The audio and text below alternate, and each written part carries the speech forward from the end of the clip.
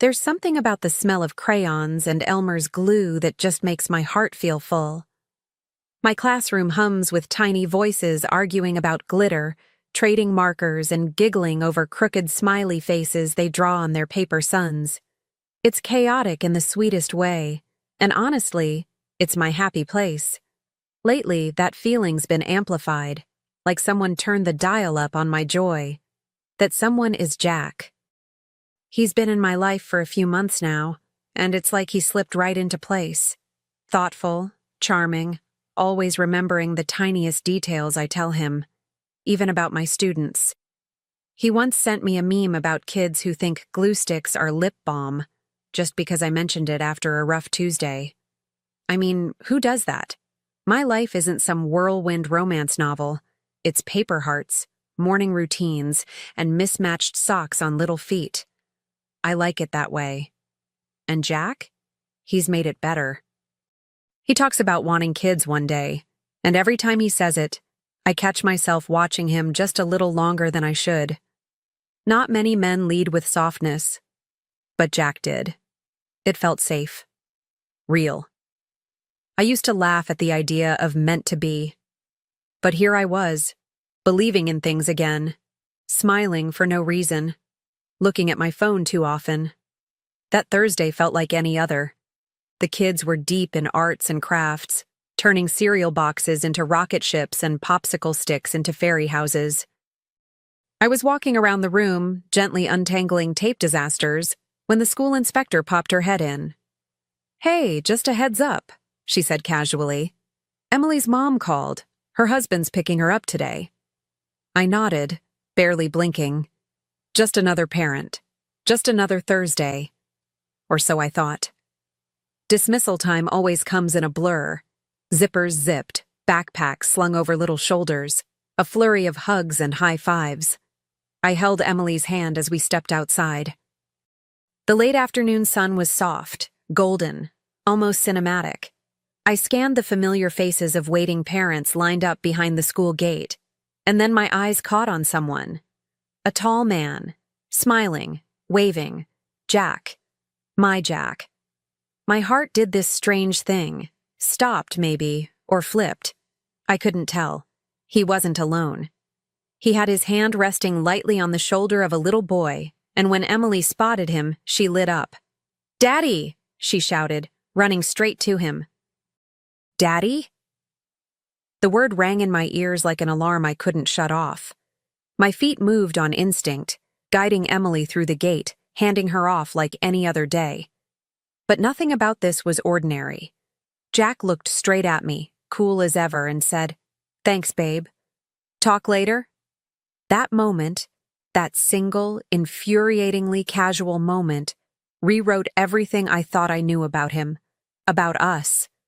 I smiled somehow, numb, mechanical. Not because I wanted to, but because the children were still watching. And I'm a teacher. I hold myself together, no matter what storm's coming.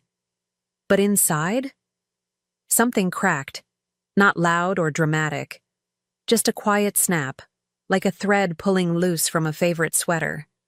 Something I couldn't stitch back. The drive home felt like walking through a dream I didn't belong to. Every red light was too long, every street too familiar, every breath too shaky. I kept thinking, there has to be an explanation. Maybe I misunderstood. Maybe Jack was helping a friend. But Emily called him Daddy. She didn't hesitate. It was natural, like she'd said it 100 times before. My fingers gripped the steering wheel tighter with each thought, like squeezing it hard enough might keep the truth from slipping through. I got home and sat in the dark for a while, still in my teacher clothes, still wearing the necklace Jack gave me. Just because. My mind played back every conversation. The way he never wanted me to tag him in pictures, how he never let me come to his place, how he always texted instead of calling when he was with friends. It all added up now. I had been living in a beautifully crafted illusion, and he had been the artist, charming, convincing, deliberate. I wasn't angry yet. Not fully. I was still processing, still searching the air for answers that wouldn't come. But somewhere between those long, hollow minutes, a shift began. I wiped my eyes, stood up, and poured myself a glass of wine, not to drown it out, but to mark the moment. The moment I stopped being the woman who was lied to, and started becoming the woman who would decide what came next. And trust me, something was coming. 4 o'clock sharp. That's when the gate opens and the world outside spills in. Parents clutching car keys, waving phones, calling out names. I'd seen it 100 times, the same rhythm. One by one, tiny hands slipped into grown-up ones and disappeared down the sidewalk. But that day, I stood frozen, my hand gently on Emily's shoulder, and there he was again. Jack, on the other side of the gate. But now, it wasn't disbelief I felt. It was a cold, bone-deep clarity. He waved, that same familiar smile stretched across his face like nothing had changed. As if yesterday hadn't happened. As if I hadn't spent the entire night unraveling our entire relationship, thread by devastating thread. He crouched down and opened his arms to Emily, their daughter, and she rushed into them like it was the safest place in the world. My stomach twisted. I wasn't watching my boyfriend anymore. I was watching a man who had built an entire life behind my back. I walked her over like I always did, automatic, almost graceful. My fingers grazed her backpack as I let go. Jack looked up and said, "Thanks, babe. Talk later?" Like we'd just made dinner plans. No panic, no shame. Just that smug little nod, as if I should be proud of how well he was juggling it all. I smiled again. I don't know how. Maybe for Emily's sake. Maybe because rage hadn't reached the surface yet. But deep inside, something sharp began to form. A storm wasn't coming. It had already arrived. The gate clicked shut behind them, but I stayed still for a moment, staring at the empty space where they'd just stood. The other parents came and went in a blur, waves, goodbyes, strollers squeaking along the pavement. I was smiling, nodding, saying all the right things. But inside, I was replaying Jack's face, that casual confidence, that unbothered tone, as if I were just a footnote in his day. It wasn't just betrayal, it was the way he carried it, effortlessly, like he'd done this before. Back in the classroom, I sat at my desk surrounded by glitter-covered crafts and leftover juice boxes. I stared at a crooked paper sun a student had made earlier, its smile lopsided but earnest. That little sun felt more real than anything Jack had said to me in months. I picked up my phone, his name still pinned at the top of my messages. Part of me wanted to call him right then and there, to scream, to demand answers. But another part, the deeper, older part of me, knew better. You don't confront a storm while it's still circling. You wait, you listen, you prepare. I opened his last message. Hope the little monsters were sweet today. I stared at it for a long time. Then I typed something back. Light, flirty, sweet. A lie. Just like him. And as I hit send, I realized I wasn't trying to win him back. I was making space. Quiet space. For something much bigger than rage. That night, I lay in bed with the lights off, phone glowing in my hand. Jack had replied, of course. Said he missed me. Asked if I was free that weekend. The nerve. The absolute audacity. My thumb hovered over the keyboard, but I didn't type. I was too busy watching the pieces fall into place in my mind. His odd schedule, his hesitations, the way he'd never introduced me to a single friend. He hadn't slipped up. He hadn't forgotten. He had calculated everything. I stared at the ceiling, the silence around me dense and unmoving. It was strange how betrayal doesn't feel like a fire at first. It's not loud or hot.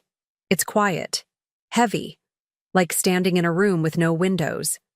And yet, beneath that stillness, I felt something flickering. Not sadness, not even fury, It was something sharper, more precise. My heart hadn't broken.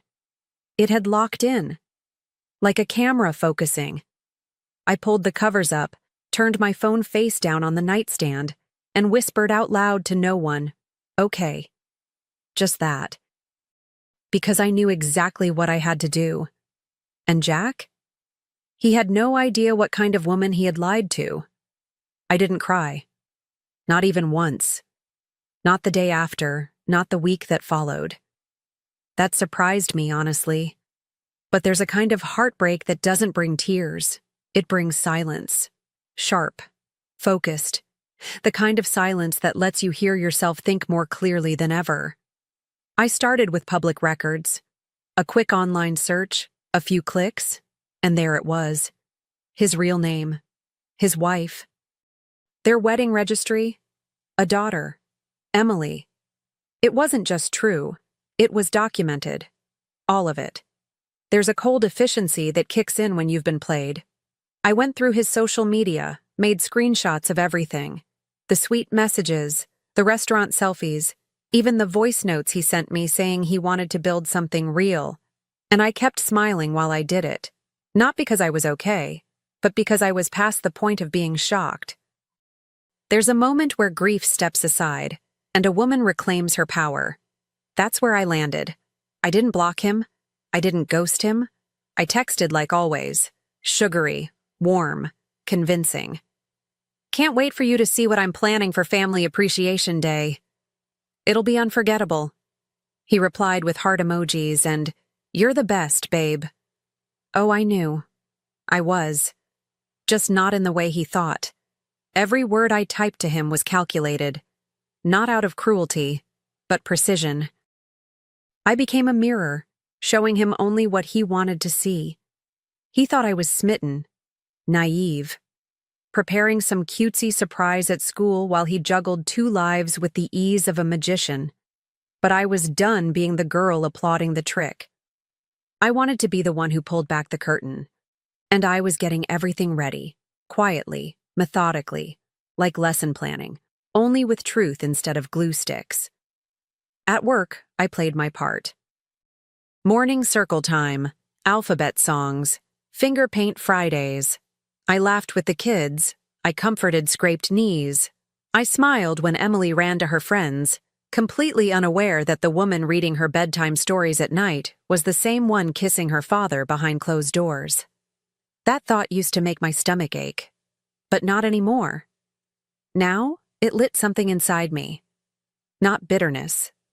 Clarity. The truth is, I didn't want revenge just to hurt him. I wanted exposure. Honesty. I wanted his mask to slip off, not with a scream, but with a whisper. In front of the very people who believed he was decent. I kept thinking, let him walk into that room smiling. Let him stand tall, proud, clueless. Because that would make the fall even louder. Family Appreciation Day was circled on every classroom calendar. The kids were buzzing with excitement, painting signs, practicing their little speeches, rehearsing songs about love and togetherness. And there I was, organizing it all. Cool, composed, the very picture of dedication. I was in charge of the event this year, which gave me all the control I needed. Jack kept texting, asking what he should wear, if I wanted him to bring anything. I said just bring himself. He promised he'd be there early. I coordinated the slideshow myself, set the cue points, timed every transition. I asked the janitor for a favor, pulled a few days' worth of gate camera footage. Said it was for a safety audit. I labeled the USB supplies inventory and kept it in my desk drawer. I wasn't rushing. I was steady. Calm. And the truth? I think that scared me more than anything, how calm I'd become. The night before the event, I stood alone in my classroom, checking the projector one last time. The chairs were lined up. The banners were hung. The scent of laminated paper and dry erase markers filled the room. I looked at the screen and whispered to it like an old friend. Let's give them a show. Because sometimes the most powerful storm isn't loud. It's the one you don't see coming. The morning of the event arrived wrapped in sunshine and nervous giggles. Parents trickled in holding flowers, phones, and oversized coffee cups. Little voices buzzed in the air. "My mom's here! Is my dad coming soon?" The room was bursting with energy, construction paper hearts taped to the walls, paper chains dangling from the ceiling. I greeted everyone like always, hugging moms, waving at dads, smiling, always smiling. Even when I saw Jack walk in, confident, relaxed, wearing that same cologne he always wore on our dates. He found me in the crowd, flashing that boyish grin, mouthing, "You look amazing." I nodded, barely blinking. He didn't even notice my coolness. He was too busy scanning for his daughter and soaking up compliments from other parents. A few even joked, "That one's a keeper." And I thought, let's see how long that lasts. The room dimmed slightly as the projector flickered to life. I tapped the mic, my palms steady, my voice calm. "Thank you all for being here," I began, "for showing our students what family means, through presence, patience, and example." The room hushed. A few phones were raised, ready to record what they assumed would be a slideshow of crayon drawings and smiling kids. But then the first image hit the screen. Jack and me, at dinner, his arm around me, both of us glowing. A few parents gasped softly, confused. Jack stiffened. I kept my voice steady. "We wanted to honor one special parent today," I said. "Someone who's taught us, in the most unexpected way, just how closely our children are watching." The next slide clicked on, a screenshot from Jack's Facebook profile. There he was again, this time with his wife. Matching holiday sweaters, their arms around each other, captioned, "Still my favorite person." The room shifted, chairs creaked, murmurs rose like ripples in water. I could feel the tension thicken, eyes darting between the screen and Jack, who now sat frozen, his hands clenched on his knees. The third slide dropped the final weight, a still from the school's gate camera. Jack picking up Emily, me standing just behind her. A perfect triangle of deception. Gasps echoed, louder this time. A few parents exchanged sharp looks. I didn't look at Jack. I didn't need to. His silence spoke volumes. I turned to face the crowd, my voice warm but unflinching. "Children learn by watching," I said, scanning the room. "They learn what love looks like, and what lies look like, too." Then I looked directly at the woman I had invited in secret, Emily's mother. She stood near the back, arms folded, her face a portrait of pain and fury. Our eyes met.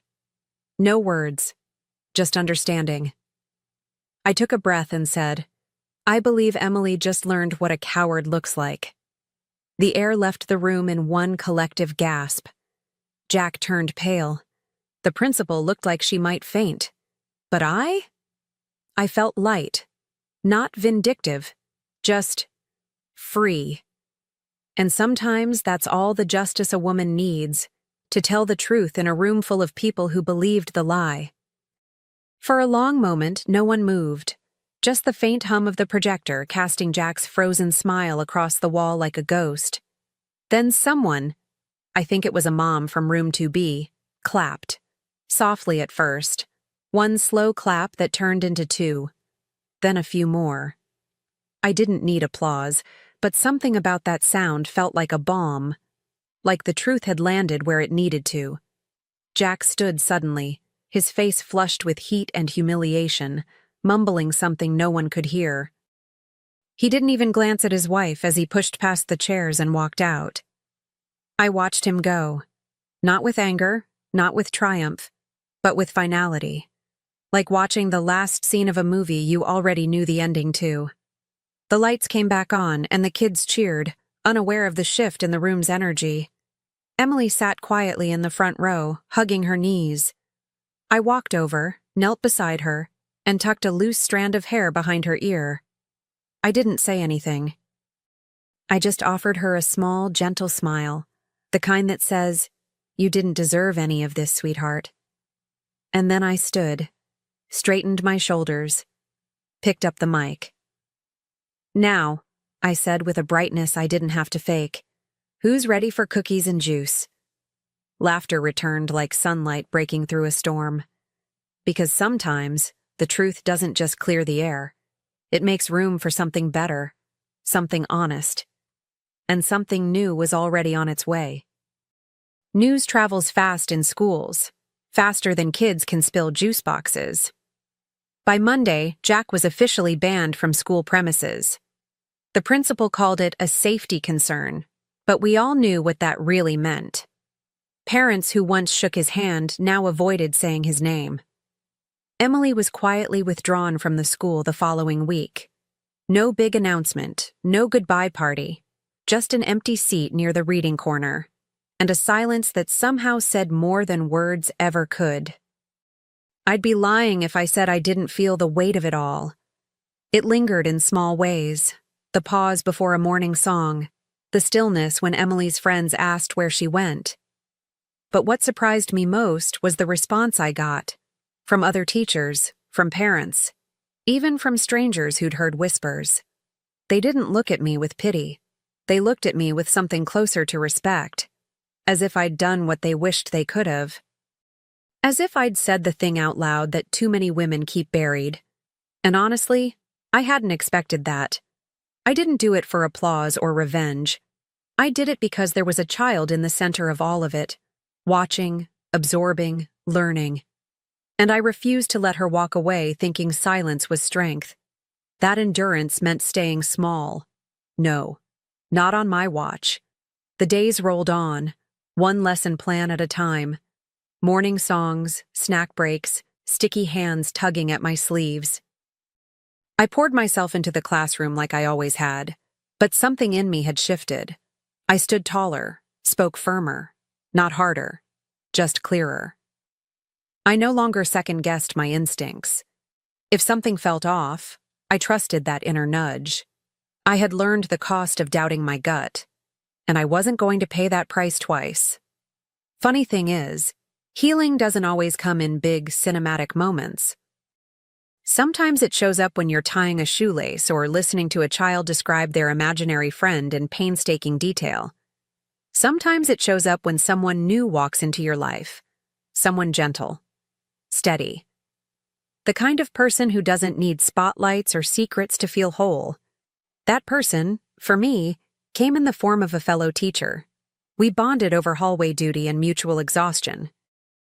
He'd seen it all unfold, quietly, respectfully, never asking for the story, just offering an extra pair of hands when things got overwhelming. And in time, those hands began to feel familiar, safe. It wasn't instant fireworks or grand declarations. It was softer, like finding a warm mug of tea waiting on your desk after recess duty. Unexpected, simple, and exactly what I didn't know I needed. Months passed, seasons shifted, and I found myself smiling more, not because everything was perfect, but because I finally understood the difference between peace and performance. Jack became a shadow in my story, not the center of it. And every time I saw a woman second-guess herself, soften her voice, apologize for her intuition, I wanted to reach out and say, "Don't. You know what you know.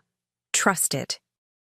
One evening, while grading storybooks at my kitchen table, I found one of Emily's old drawings tucked between the pages, a lopsided house with a stick figure family. I looked at it for a long time. Not with pain, with clarity. That little girl would grow up. She'd remember pieces of that year, some good, some confusing, but what she'd seen that day in the classroom, that would stay with her. And maybe, just maybe, it would teach her to ask questions, to demand honesty, to speak up when something doesn't feel right. As for me, I've made peace with the plot twist. I teach children. And now I teach myself too, to believe in truth, to name it, and to protect it. Because life will always hand us liars, but we don't have to keep them. Not in our homes, Not in our hearts, not in our stories.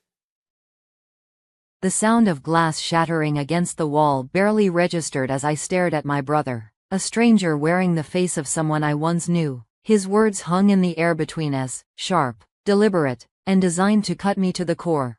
I don't owe you anything, Claire. This is my success, my company. You were just along for the ride. The eviction notice in my hand felt heavy, a final punctuation mark on a story that had begun with so much hope. I had given up everything for him, my career, my savings, my relationships, my home. Now, standing amid the wreckage of my sacrificed life, I faced a devastating truth. The person I loved most had become the architect of my undoing. Higher, Claire, push me higher. 7-year-old Thomas squealed with delight as I pushed the swing with all the strength my 10-year-old arms could muster. His laughter brightened the cloudy September afternoon. I'm going to touch the clouds, he declared, his small legs pumping frantically. Not if I get there first, I challenged, rushing to the empty swing beside him.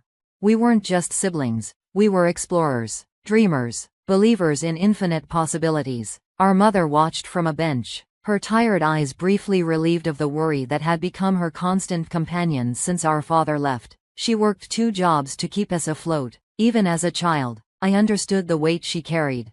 Perhaps that's why Thomas and I clung to each other so fiercely. In a world that had already taught us about loss, we found certainty in each other. I became his protector, his confidant, his cheerleader. He became my purpose. I still remember finding him huddled under his dinosaur-patterned blanket one night, a flashlight illuminating tear tracks on his freckled face. Jimmy said I'm stupid because I couldn't read the board, he confessed. He said I'll never be smart enough to be somebody. I crawled under the blanket with him, creating our own universe where cruel words couldn't reach us. Jimmy doesn't know anything, I said firmly. You're the smartest person I know. You just see the world differently. Thomas had been diagnosed with dyslexia earlier that year. What the teachers didn't know was how brilliantly his mind worked with mechanical problems. While words confused him, machines spoke to him in a language he inherently understood. I think one day you're going to build something amazing, I told him. Something that changes everything. His eyes widened. You really think so? I know so. And I'm going to help you. That night, we made a pact. Thomas would never stop inventing, and I would never stop believing in him. It was a childish promise made under dinosaur sheets, but it became the foundation of our lives.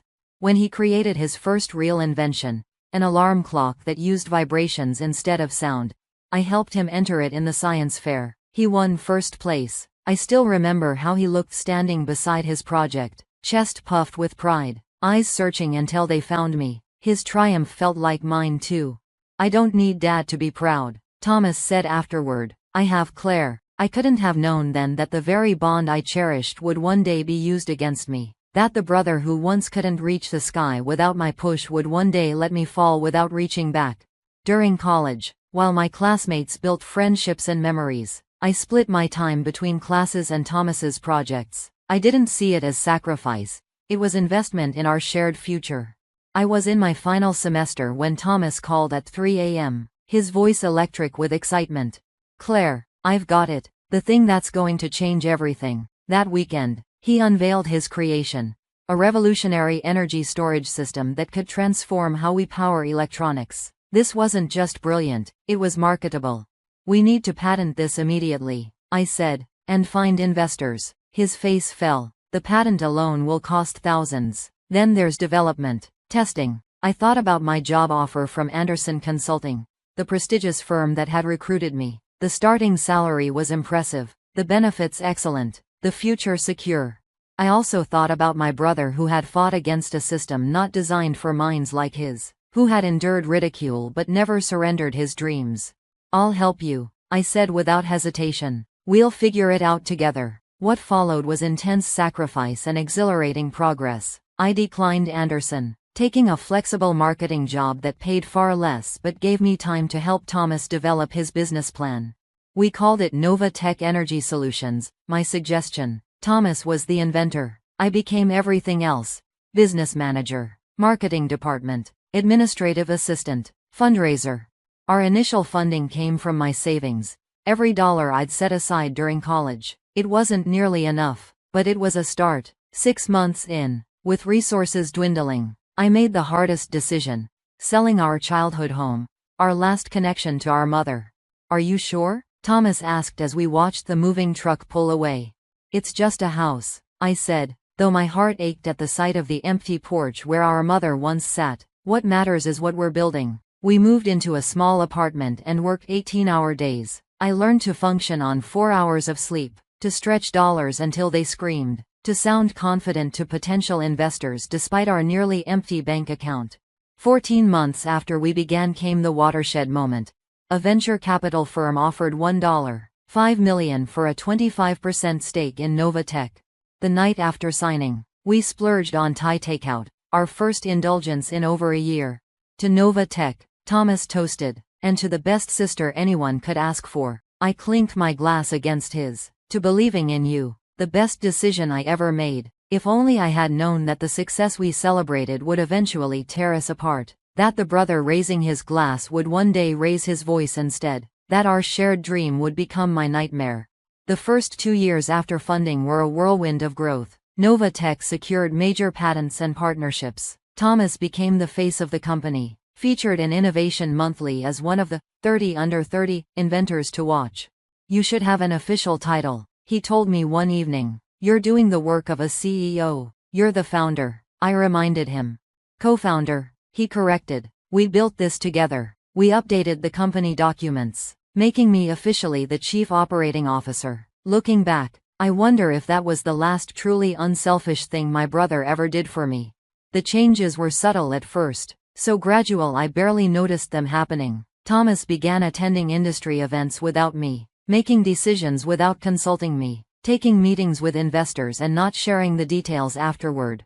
It was just technical stuff, he would say when I asked. Nothing you need to worry about. I told myself it was natural. His confidence was growing, and he was coming into his own as a business leader. Wasn't this what I had wanted? For Thomas to stand tall, to be recognized for his brilliance, to no longer need my protection and advocacy? Still, something felt off. The brother who had once shared everything with me was becoming increasingly guarded. The team meetings where we had once presented a united front were now dominated by Thomas's voice, with mine relegated to the background.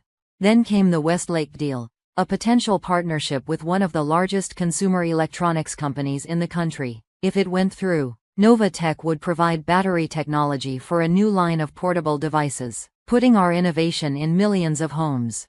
I spent weeks preparing the proposal, coordinating with our legal team, running financial projections. The night before the presentation, Thomas and I stayed late at the office, fine-tuning our approach. I think I should handle this one alone, he said casually as we gathered our materials. I looked up, startled. What do you mean? The Westlake executives respond better to technical expertise. They want to hear from the inventor, not the business side. I've been working on this deal from the beginning, I pointed out. I know all the details, the negotiation points, the market analysis, and you've done great work, he assured me, his tone almost patronizing. But this is a technical partnership at its core. Trust me on this, Claire. The old Thomas would have valued my input, would have recognized that our strength lay in our combined approach. This new Thomas, confident, ambitious, increasingly distant, saw me as an accessory to his vision rather than an equal partner. I should have pushed back harder. I should have insisted on being in that room. But some part of me was still the big sister who wanted to see her brother succeed, who measured her worth by his achievements. Okay, I conceded, but we should review your talking points one more time. The Westlake deal went through, bigger than we had anticipated. Nova Tech was suddenly on a trajectory toward becoming a major player in the energy storage sector. Our valuation tripled overnight. Acquisition offers began coming in. Thomas was featured in Business Week. He was invited to speak at technology conferences. He hired a personal assistant without consulting me. And I found myself increasingly sidelined in the company I had helped build. My emails to staff were now countered by directives from Thomas. My suggestions in meetings were acknowledged and then subtly dismissed. My role as COO became more ceremonial than functional. Things are moving fast, Thomas would say when I tried to discuss the shift in our dynamic. We have to adapt. What he meant, I eventually realized, was that I had to adapt to his new vision of Nova Tech. to his new vision of himself, to my diminishing place in both. The final straw came during an interview with Tech Innovator magazine. The journalist had come to our offices to profile Novatech's meteoric rise in the industry. I sat beside Thomas, ready to share the story of our journey, the sacrifices, the challenges, the partnership that had made it all possible.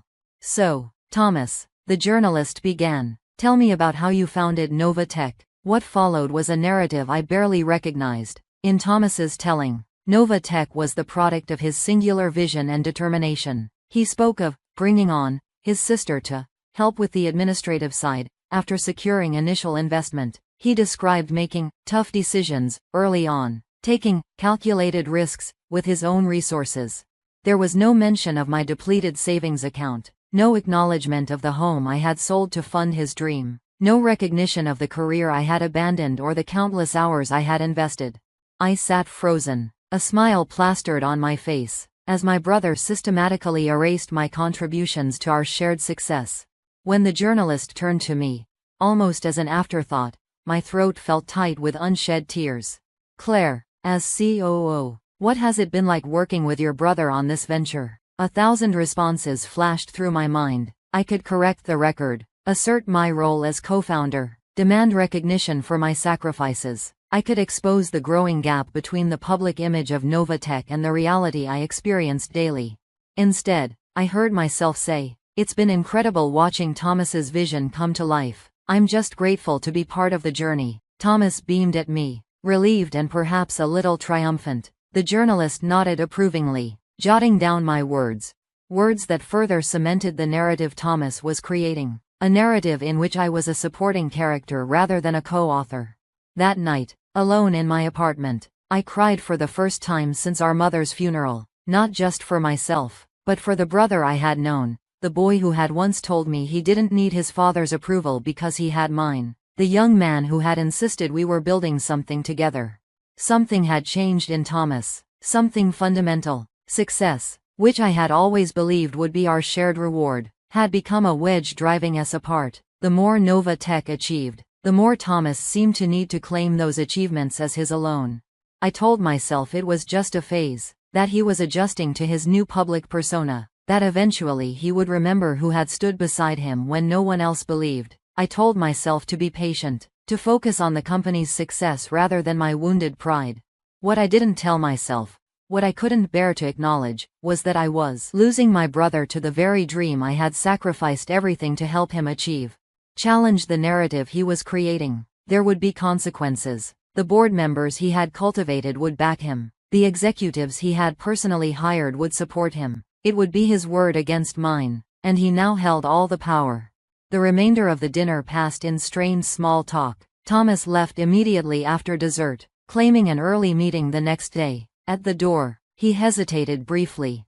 "I do value you, Claire," he said, not quite meeting my eyes. "I hope you know that." After he left, I stood in my kitchen surrounded by the dishes from our meal, the remnants of my attempt to reconnect with the brother I had known. The lasagna pan still held the corner piece Thomas had always favored as a child. The wine glasses bore the imprints of our lips, all evidence of a shared moment that had failed to bridge the growing chasm between us. I cried that night, deep, wrenching sobs that seemed to come from the very core of my being. I cried for the little boy who had needed me to push him higher on the swing. I cried for the young man who had once insisted we were building a dream together. I cried for the brother I had lost to ambition and success. And I cried for myself, for the woman who had given everything to someone who now viewed her as dispensable. The next morning, I woke with swollen eyes and a clarity I hadn't felt in months. Melissa's question echoed in my mind. "What do you want, Claire?" For the first time in years, I allowed myself to truly consider my own desires, separate from Thomas's needs or Novatech's growth. I wanted recognition for my contributions. I wanted respect as a professional and as a person. I wanted relationships based on mutual appreciation rather than utility. Hi, I'm Ava. I want to tell you about my tumultuous relationship with my mother-in-law, Sophia. She always seemed to make things difficult for me. Sophia had old-fashioned ideas and never really accepted me. For a while, my husband William and I lived far from his parents, so Sophia couldn't interfere much in our lives. But when William got a job closer to them, we had to interact with her more frequently. I could handle Sophia's behavior because I grew up dealing with difficult people like my own parents. Luckily, William's father, Benjamin, was always kind to me. The challenging part was that Sophia spent considerable time with my daughter Luna, who was 9 at the time. Luna adored her grandparents, and they were the only ones she knew well since I had no contact with my own parents. Even though Sophia and I had our issues, I set them aside for Luna's sake. I wanted Luna to have a meaningful relationship with her grandparents. William also valued family connections deeply, so I couldn't simply cut Sophia out of our lives. Luna enjoyed spending time with her grandparents, but Sophia still caused problems. She constantly criticized Luna's diet, claiming I wasn't feeding her properly. She insisted Luna needed more nuts for protein, but Luna was severely allergic to nuts, even their smell made her sick. I explained this to Sophia numerous times, but she refused to listen. She believed Luna needed to eat nuts to overcome her allergy and called me a bad mother. We've talked to the doctor. Sophia, Luna's meals are balanced. Skipping nuts won't harm anyone, but it could make Luna dangerously ill, I told her repeatedly. Even after listening to medical explanations, Sophia remained obstinate. She believed exposing Luna to nuts would help her allergies. I grew tired of arguing with her and being labeled a bad mother. Sophia even tried to convince Luna to eat nuts, but Luna knew better and always refused. Growing increasingly concerned about what Sophia might do, I decided to discuss it with William. I'm really worried about leaving Luna alone with Sophia. I'm afraid she might give Luna food she's allergic to, thinking it will help her allergies, I confessed. Don't worry so much, Ava, William replied. My mom might have old-fashioned ideas, but she knows her boundaries. Dad is always there to intervene if things get out of hand. Luna loves being with her grandparents, and we can't just stop her from seeing them. But Sophia keeps ignoring Luna's allergies. I'm genuinely scared for Luna's safety whenever she's with them without me. We need to talk about this. I can't keep worrying like this, I insisted. Relax, Ava. There's no need to stop Luna from seeing my parents over this small issue. Luna loves being with them. If you're worried about Mom, I'll talk to her. She'll listen to me, William assured me. His words made sense. Luna truly enjoyed being with her grandparents, so I couldn't bring myself to stop these visits. If Luna had ever expressed reluctance to see them, I would have respected her decision, but I didn't realize that even William couldn't influence Sophia's behavior. Things came to a head at Luna's 11th birthday party. Benjamin and Sophia were invited, and they agreed to attend. Sophia seemed unusually excited, which made me uneasy, though I couldn't pinpoint why. When they arrived early, a surprise since Sophia typically avoided being around me, she handed Luna a large present wrapped in festive paper. Happy birthday, Luna, Grandma got you something really special, Sophia announced. Luna thanked her, and then asked, Wow, that's a big gift. What's inside, Grandpa? I have no idea, Luna. Grandma chose it, and she won't even tell me what's in there. We'll both find out when you open it, Benjamin replied. Come on, open Grandma's gift and see what she got you. I bet you'll love it, sweetie. I'll be your favorite grandma ever, Sophia said excitedly. I can't wait to see what you got me, Grandma. I'm so excited. We'll open all the gifts after we cut the cake. Luna, let your friends arrive first, and once we finish the cake, you can start opening the presents, I suggested. No, Luna needs to open my gift before cutting the cake. That's why I came early, to give her my special present, Sophia insisted. Despite feeling suspicious about Sophia's behavior, Luna seemed genuinely happy to receive such a thoughtful gift from her grandmother. The large, heavy package heightened Luna's excitement, and she could hardly wait to discover what was inside. She wanted to begin opening presents once all her friends arrived. I agreed to let Luna open Sophia's gift before the cake, as Sophia claimed it had to be done that way. I didn't want to upset Luna on her birthday, so we complied. Little did I know what a disaster it would become. When Luna opened the gift, she found a beautiful cake with her name on it. She was delighted momentarily, but then she collapsed. William and I rushed to her side, terrified and confused, when we saw her throat swelling. I watched in horror as William hurried to retrieve an epinephrine shot while someone else called for emergency services. Knowing exactly who was responsible, I confronted Sophia, demanding answers. What on earth did you put in Luna's cake? What's in it? I asked, my voice trembling with fear and rage. Sophia feigned ignorance, responding, I didn't do anything, Ava, it's just a regular cake. I don't understand what's happening. Maybe something you did caused Luna to faint. You've been neglecting her nutrition despite my warnings, and now she's paying the price. Don't try to blame me. Luna was perfectly fine just a moment ago. and now she's having a severe allergic reaction. Tell me what you did to her. Sophia, I hope you didn't tamper with the cake. You need to own up to your actions and take responsibility. Look at Luna, she's turning blue. I snapped back, ignoring Sophia's excuses and focusing solely on Luna. I hurried over with the epinephrine I always kept on hand for emergencies. Although Luna's swelling subsided slightly, she remained unconscious. It was evident that she needed immediate hospital care to fully recover. The room was filled with concern for Luna. Tears welled up in my eyes, and even William appeared close to crying. Sophia, already weeping, seemed frightened.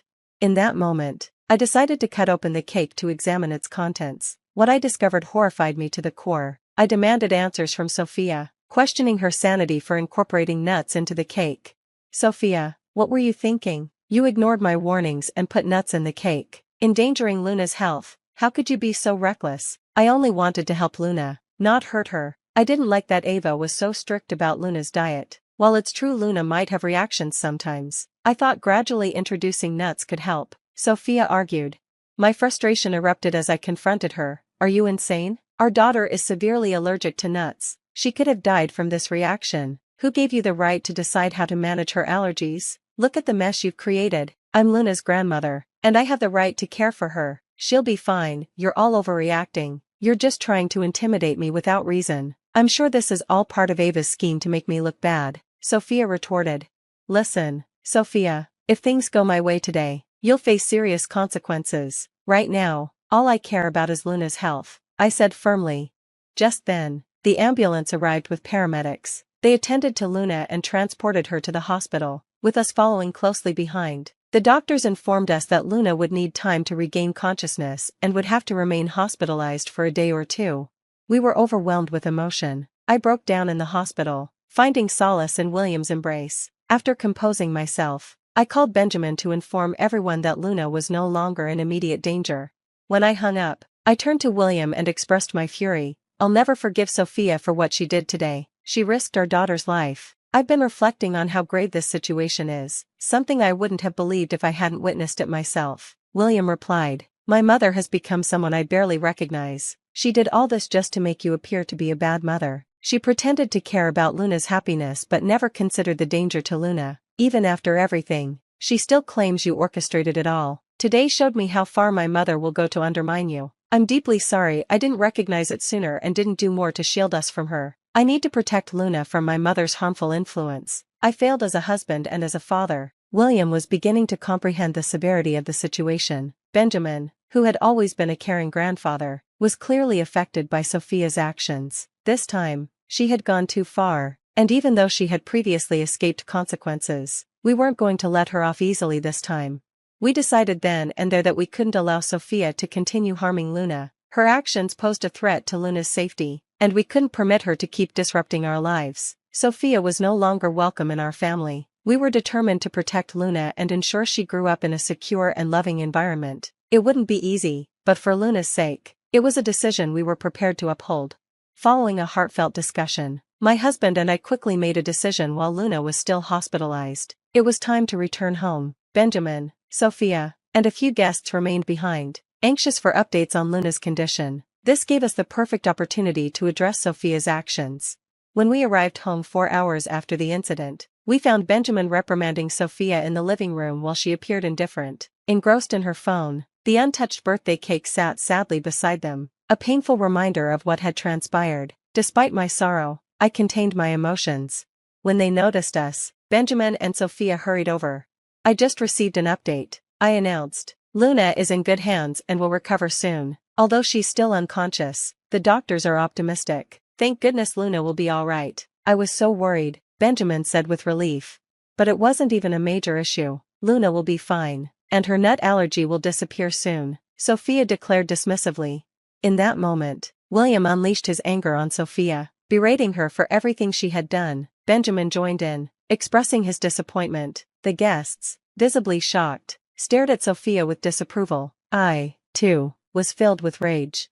I've had enough of you, Sophia, I declared. We've given you countless opportunities to change. Even after your actions sent my daughter to the hospital, you show no remorse. This is the final straw. You will never be permitted near Luna or our family again. You're banned from this house. You can't dictate where I go. Your son won't cut me off without reason. I won't let you keep me from my granddaughter just because we disagree on child-rearing, Sophia shot back. No, Mom, William replied firmly. You're not welcome near me or my family ever again. Dad can visit anytime, but not you. He's the only sensible grandparent Luna has. He's done his utmost to keep Luna safe. But today you put Luna in the hospital and acted as if it was justified. I cannot allow someone so callous to be around my daughter. Sophia couldn't believe her own son was opposing her. She had always counted on William's support, not realizing he was being rational. Unlike her, even the guests began criticizing her. Sophia felt cornered, with no one defending her, not even Benjamin. In desperation, she screamed at us, blaming me for turning everyone against her. This is all your fault. Ava, you've turned everyone against me. I'll never forgive you for this. You should be begging for our forgiveness. Your actions have destroyed your reputation and separated you from Luna. I responded. I'll sue you for grandparents' rights. I'll take you to court, and the judge will grant me visitation rights. Just wait and see. I don't need anyone's support, she threatened. You're not going to have much success obtaining grandparents' rights from jail, I responded firmly. I'm sure the judge would find it quite ironic to have a criminal requesting visitation after endangering her own granddaughter. Sophia protested. What are you talking about, Ava? Why would I go to jail? I didn't do anything wrong. What you did constitutes a crime. Sophia, I shot back. You can be arrested for knowingly exposing a child to allergens. It's considered a form of poisoning. Perhaps you weren't aware, but William and I were. We've already reported you to the police. And look, here they come now to arrest you. Sophia, in denial, insisted. No, you're lying. This can't be happening. You can't arrest me for this. Sophia's panicked expression revealed her desperation as she pleaded with us to drop the charges. Tears streamed down her face, and she began to panic. Just then, 2 officers entered and informed her she was under arrest. She clung to her hands, begging us not to send her to jail. William remained resolute, instructing the officers to take her away while I gave Sophia a cold look, indicating that her deceitful game was over. In a final attempt, she turned to Benjamin for help, imploring him to intervene. Benjamin, please, you can't let your wife get arrested like this. But Benjamin stood firm, saying, when my wife does something truly reprehensible and shows no remorse, I won't defend her. I've warned you for years to change, and you never listened. Today, you endangered our granddaughter. I was only trying to protect her, not realizing it would harm her so severely. Please, Benjamin, I'm your wife, you must help me, Sophia pleaded desperately. But William stood by his decision, stating firmly, Sophia, I've already excluded you from my life. It's the right choice, and I plan to do the same. Tomorrow, I'll consult a divorce lawyer. I want to end this as quickly as possible. I won't remain with someone like you. I'll protect my granddaughter and my children from you. Sophia was stunned and pleaded desperately. No, no, no, Benjamin, you can't do this to me. I'm your wife. Ignoring her, Benjamin instructed the officers to remove her. Sophia continued crying and begging for assistance, bringing a tumultuous end to an already chaotic day.